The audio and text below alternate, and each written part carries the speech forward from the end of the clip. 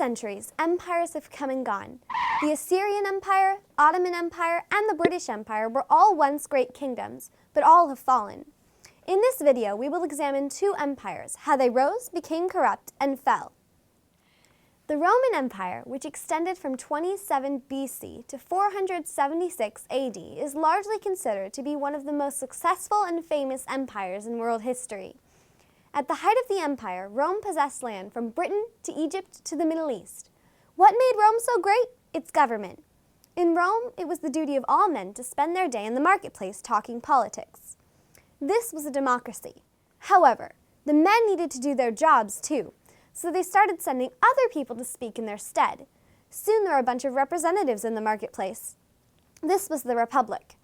However, these representatives received their positions from their fathers instead of being elected by the people. Under this system of government, Rome prospered and eventually extended its empire to encompass all of the known world. However, Julius Caesar, the man who began conquering other countries in earnest, decided he didn't like ruling a country where he had to listen to the representatives of the people, and he set himself up as king. He prevented an uprising only by giving the Romans free stuff. Little did they know that this free stuff was coming out of their own pockets. After this, a line of kings further corrupted the empire, and while it initially grew, it eventually shrunk severely in size. Finally, Rome was split in two by a civil war and conquered by the Huns. We could look at many other empires, but they would all show us the same thing. Empires are destined to fall. Sometimes they become too big, other times uprisings overthrow the empire, and sometimes it is overtaken by another power. The other empire we will look at today is our own beloved USA. You're probably saying, wait, we aren't an empire, but I disagree. Let us start at the beginning.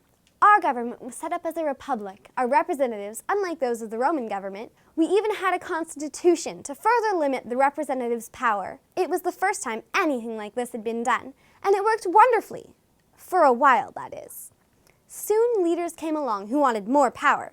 They began to undermine the Constitution, throwing us into unnecessary wars and passing unconstitutional laws. Soon they even started teaching children their lies by sticking government's fingers into education.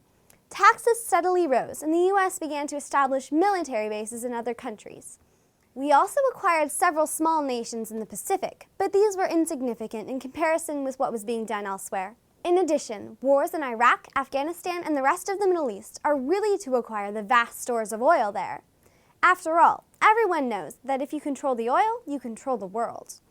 Indeed, we have become an empire. Whatever happened to only fighting when we were directly attacked? One question remains. How will we fall? Will we become too big or be overthrown from within? Maybe, but not likely. Although the U.S. was once great, we are falling. Slowly, yes, but steadily.